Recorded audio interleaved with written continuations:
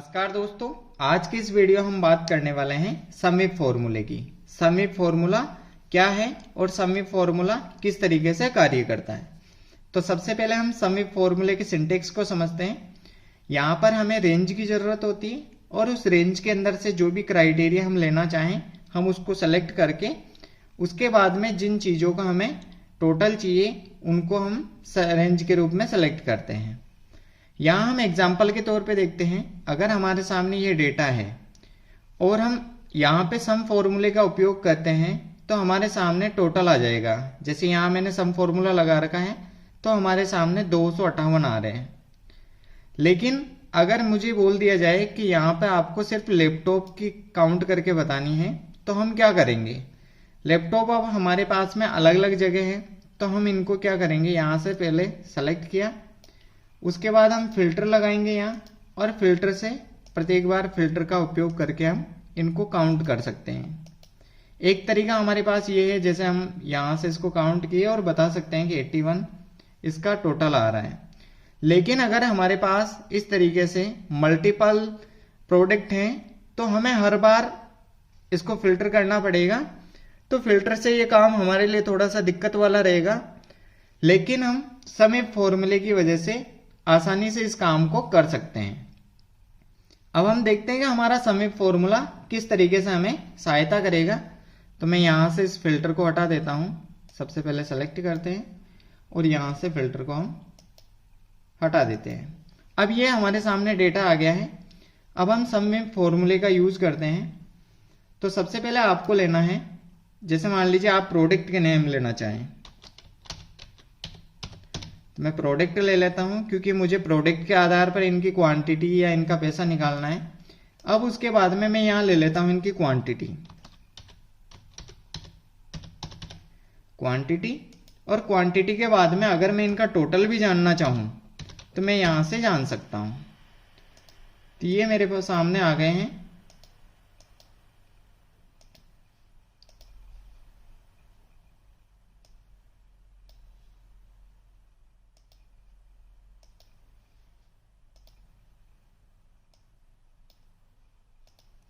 अब यहां हम प्रोडक्ट, क्वांटिटी और टोटल, यहां पर ये सारी तीनों चीजें हमने ली है।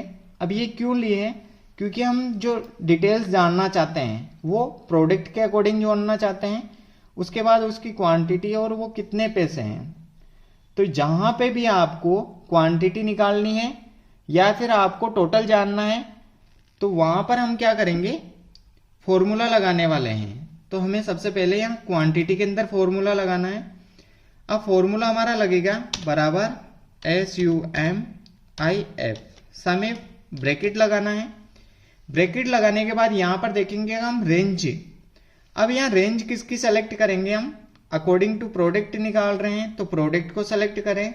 अगर आपके पास में और कोई रेंज है तो आप उसको सेलेक्ट कर लें जिसके अकॉर्डिंग आपको उसकी क्वांटिटी निकालनी है, या फिर आप उसको रेट निकालना चाहें या फिर और भी कोई चीजें हैं तो आप उसको सेलेक्ट कर लें। अब यहां इस डेटा के अंदर हम क्या कर सकते हैं, यहां पर हमने समीप फॉर्मूला लगाए। अब रेंज लेंगे हम प्रोडक्ट को, यहां से हमारा जो प्रोडक्ट वाली रेंज है इसको सेलेक्ट कर लेंगे जहां तक हमारा डेटा है। ये मैंने सेलेक्ट कर लिए।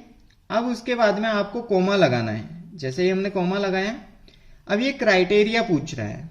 तो क्राइटेरिया आप चाहें तो इसमें से कोई भी प्रोडक्ट मैनुअली भी लिख सकते हैं, लेकिन यहाँ हम मैनुअली नहीं लिखेंगे क्योंकि हमें जो भी प्रोडक्ट चेंज करना है उसको हम चेंज करें तो भी हमारी क्वांटिटी आ जाए। तो हम यहाँ पे प्रोडक्ट को यहाँ सेलेक्ट कर लेंगे। ये वाली सेल हमने सेलेक्ट कर ली। इसका मतलब यहाँ हम जो भी प्रोडक्ट है उसको यहाँ पर लिखेंगे। उसके बाद वापस आपको कोमा लगाना है। ये मैंने कोमा लगा दिया है। अब ये बोल रहा है सम रेंज। सम रेंज यानी हमें जोड़ना क्या है, तो यहां पर हमने लिया है क्वांटिटी। अब हम क्वांटिटी को जोड़ने के लिए क्वांटिटी वाली रेंज को सेलेक्ट करेंगे। यहां से हमने टोटली फर्स्ट से लेकर जहां तक हमारा डेटा है इसको सेलेक्ट किया। उसके बाद में हम यहां से ब्रैकेट लगाते हैं। अब यहां पर जो सिंटेक्स आपको समझ में आ गया होगा, यहां हमने B2 से लेकर B34, ये B2 है और B34 हमारा लास्ट वाला है। यानी ये हमने रेंज ले ली जो प्रोडक्ट की है, उसके बाद कॉमा लगाया, J5 यानी क्राइटेरिया हम यहाँ पर लिखने वाले हैं। एक प्रोडक्ट को होता तो हम यहाँ पर मैनुअली लिख देते हैं, लेकिन हमें हर बार प्रोडक्ट चेंज करना है, इसलिए हम इसको सेलेक्ट करेंगे सेल को। जो भी प्रोडक्ट यहाँ लिखा जाएगा उसको ये यहाँ पर काउंट करेगा। उसके बाद हमने E2 से लेकर E34 यानी इनकी क्वांटिटी हमें जाननी है कि कितनी क्वांटिटी है, तो हम अब इसको एंटर करते हैं और ओके कर देते हैं। अभी हमारे सामने 0 आ रहा है। अब यहाँ पर हम क्या करते हैं, प्रोडक्ट लिखते हैं। जैसे मान लीजिए सबसे पहले मैं लैपटॉप चुनता हूँ, लेकिन आप हमेशा एक चीज ध्यान रखें, जो भी चीजें यहाँ लिख रहे हैं वो आपकी रेंज के अंदर होनी चाहिए। स्पेलिंग मिस्टेक आप बिल्कुल भी नहीं करें।